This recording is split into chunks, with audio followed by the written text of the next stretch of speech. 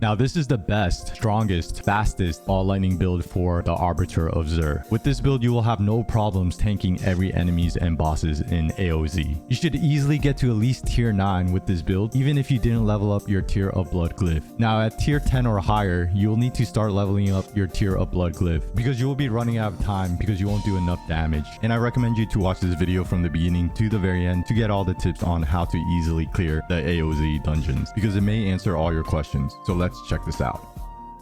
Okay, so first I'm going to show you pushing a tier 13 AoZ dungeon. This build has so much defense and survivability that you should never get one-shotted by any enemies or bosses. The only thing that can one-shot you is the death explosions from elite enemies. But if you played the game long enough, you should be able to easily dodge and ignore the death explosions, especially in AoZ, because there's no need to backtrack at all, so you shouldn't be dying from death explosions. Now I do want to mention that tier 13 is my limit pushing AoZ dungeons as of right now. It's because my tiers of blood glyph is only at level 7, so I just actually run out of time before I can complete the dungeon. But once I level my tiers of blood glyph to at least 10 or higher, I should be able to do more damage and continue pushing the AoZ tiers. Now there are some affixes like Vampiric and Suppressor that will slow down your progression, but I'll share some tips that will easily take care of those affixes, and I'll explain everything in more details in their dedicated sections.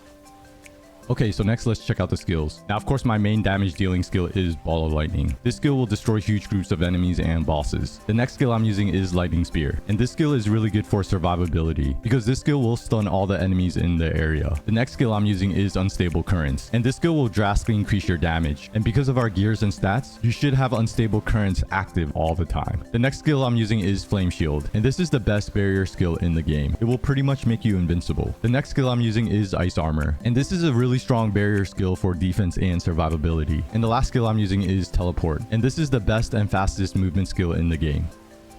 Okay, so next for the enchantments. Now the first enchantment I'm using is the Firebolt enchantment, and this will apply burning damage to our skills, which will greatly multiply our damage because of our other gears and skills. The next enchantment I'm using is the Ice Blades enchantment, and with this enchantment you will spawn ice blades for every 40 seconds in cooldown you spend. And because all of our skills are cooldown skills except for Ball Lightning, you should have multiple ice blades spawn at once, and ice blades are really good for applying cold damage, and ice blades also has a chance to reduce your cooldowns. Okay, so next let's check out the Vampiric Powers. And I do want to mention that the Vampiric Powers are really important for this build. Your Vampiric Powers will drastically increase your damage and will also apply vulnerable to your enemies. So the first Vampiric Power I'm using is Prey on the Weak, and this will increase your damage to vulnerable enemies, and also enemies affected by Vampiric Curse will become vulnerable. The next skill I'm using is Accursed Touch, and this Vampiric Power will give you a chance to apply Vampiric Curse to your enemies and have the Vampiric Curse spread. So with Accursed Touch and Prey on the Weak, you should be applying vulnerable to your enemies. The next Vampiric Power I'm using is Ravenous, and this will drastically increase your attack speed when you lucky hit. The next Vampiric Power I'm using is Domination, and this will multiply your damage when you CC an enemy. And the last Vampiric Power I'm using is Infection, and this will apply poison damage to your enemies, and doing poison damage will multiply your damage because of Talrasha's unique ring. Okay, so next let's check out the skill tree. Now I do want to mention that I did remove my helmet, the Shaco, because it was adding skill points everywhere. So removing the helmet makes viewing the skill tree easier. Okay, so starting with the basic skills, I put 2 points into Firebolt, and this is for the Firebolt enchantment. Next for the core skills, I put a point into Devastation and 3 points into Elemental Dominance, and this will increase your core and mastery skills damage. Next for the defensive skills, I put 1 point into Flame Shield, a point into Enhanced Flame Shield, and a point into Mystical Flame Shield. And this skill will pretty much make you invincible. Next I put 1 point into Teleport, a point into Enhanced Teleport, and a point into Shimmering Teleport, and this is the fastest movement skill in the game. Next I put 1 point into Ice Armor and a point into Enhanced Ice Armor, and this skill is really important for defense and survivability. And next I put 1 point into Elemental Entombment, and this will give you a chance to reset one of your defensive skills. Next for the Conjuration skills, I put a point into Ice Blades, a point into Enhanced Ice Blades, and a point into Summon Ice Blades, and this skill is used for the Ice Blades enchantment, and Ice Blades will do cold damage and has a chance to reduce your cooldowns. Next I put 1 point into Lightning Spear, a point into Enhanced Lightning Spear, and a point into Invoked Lightning Spear, and this skill is really good for survivability. It will stun all the enemies in the area. Next I put 3 points into Precision Magic, and this will greatly increase your lucky hit chance, and lucky hit chance is important for this build. Next I put 3 points into Conjuration Mastery, and this will increase your damage for each active conjuration. And next I put 1 point into Align the Elements, 3 points into Mana Shield, and 2 points into Protection, and these skills are really important for defense and survivability. Next for the mastery skills, I put 5 points into Ball Lightning, a point into Enhanced Ball Lightning, and a point into Wizard's Ball Lightning, and this is our main damage dealing lightning skill. Next, I put a point into Inner Flames and 3 points into Devouring Blaze, and this will increase our critical strike damage against burning enemies. Next, I put 3 points into Static Discharge, and this skill allows you to form crackling energy everywhere. And next, I put 3 points into Invigorating Conduit, and this skill is really important to regain your mana. Next, for the ultimate skill, I put a point into Unstable Currents, a point into Prime Unstable Currents, and a point into Supreme Unstable Currents. And this ultimate skill will drastically increase your damage. And because of our gears and stats, you should have your ultimate skill active all the time. And next, I put 1 point into Coursing Currents and 3 points into Conduction, and this will greatly increase your movement speed. And last but not least, for the key passive, I put a point into Overflowing Energy, and this key passive is really important to reduce your cooldowns so you can keep using your skills. Okay, so that's pretty much the full skill tree layout for this build. And I do want to mention that there are some skill points that you can change around depending on your situation, if you either need more damage or if you need more defense and survivability. Okay, so next for the gears and stats. And I do want to mention that this build is really gear dependent. If you want to min-max your gear, you need to have every stats you want. So if you're missing any stats, and even if it's just one stat, it will make a huge difference. So starting with the helmet, I'm using the unique helmet, the Shaco. And this helmet is just the best helmet in the game, and it should be used by every character. And the reason this helmet is so good is because of its unique aspect. You gain 20% damage reduction. In addition, gain +4 ranks to all skills. Next for the chest piece, you're looking for total armor and 3 damage reduction stats. And the legendary aspect I have is that you take 25% less damage from crowd control or vulnerable enemies. Next for the gloves, you're looking for attack speed, critical strike chance, lucky hit chance, and lucky hit, up to 5% chance to restore 16.5 primary resource. And the legendary aspect I have is ball lightning orbits around you and deals 25% increased damage. Next for the pants, you're looking for ranks to ball lightning, total armor, and 2 damage reduction stats. And the legendary aspect I have is that you gain 1.1% increased armor for 4 seconds when you deal any form of damage, stacking up to 66%.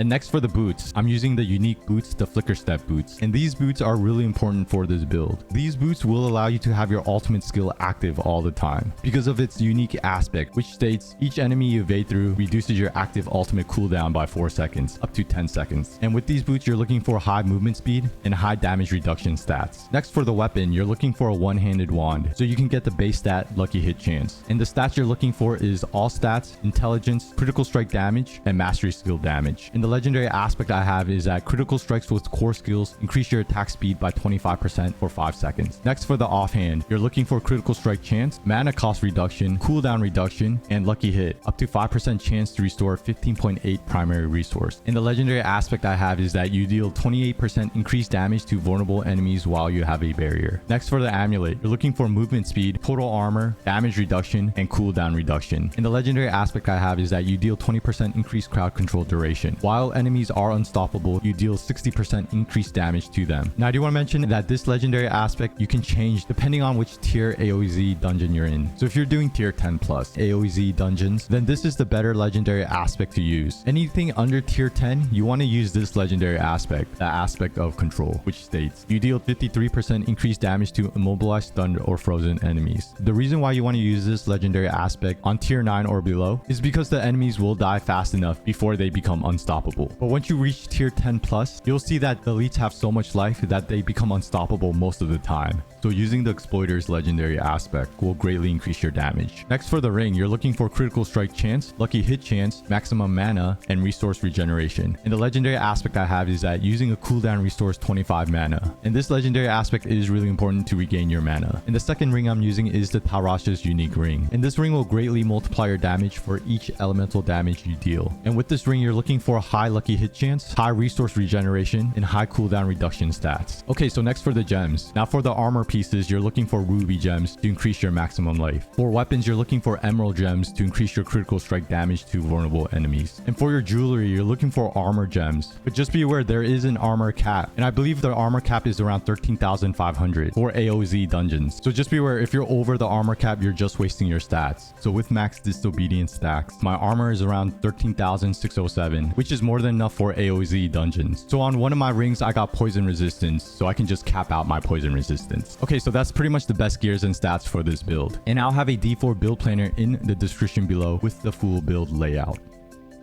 Okay, so next for the Paragon board. And I do want to mention that I did take 7 glyphs. And I did focus more on offense compared to defense. Because in the higher tier AOZ dungeons, I have enough defense and survivability to survive anything. The only thing is that I'm running out of time because I'm not doing enough damage. But I'm just going to quickly go over this Paragon board and the glyphs. But I'll have a D4 build planner in the description below with the full Paragon board layout. So starting with the starter board, the glyph I'm using is the Tears of Blood glyph. And this glyph will greatly multiply your damage. The next Paragon board I'm using is Burning Instinct. And the glyph I'm using is Destruction. And this will greatly increase your critical strike damage. Then I headed this way. And the next Paragon board I'm using is Enchantment Master. And the glyph I'm using is Tactician. And this will greatly increase your damage when you use a defensive skill. Then I headed down this way. And the next Paragon board I took is Ceaseless Conduit. And the glyph I'm using is Elementalist. And this will greatly increase our damage when we either do fire, cold, or lightning damage. And the next Paragon board I took is Frigid Fate. And the glyph I'm using is Charged. And this will greatly increase your damage when you pick up Crackling Energy. I did also take the Frigid Fate legendary node, which will multiply your damage. And with the Frigid Fate Paragon board, I did split it into 2 directions. So first heading up, the next Paragon board I took is Searing Heat. And the glyph I'm using is Control. And this will greatly increase your damage when you stun an enemy. Then heading back to the Frigid Fate Paragon board and then going this way. And the last Paragon board I took is Static Surge. And the glyph I'm using is Flame Feeder. And this will greatly increase your damage to burning enemies. Okay, so that's pretty much the full Paragon board layout for this build. But I do want to mention that if you're struggling with defense and survivability, you can change one of your offensive glyphs to Territorial, which will grant you 15% damage reduction against close enemies. But like I mentioned before, since I'm not lacking in defense or survivability, but lacking in damage in the high tier AOZ dungeons, so for me it was better to take an offensive glyph.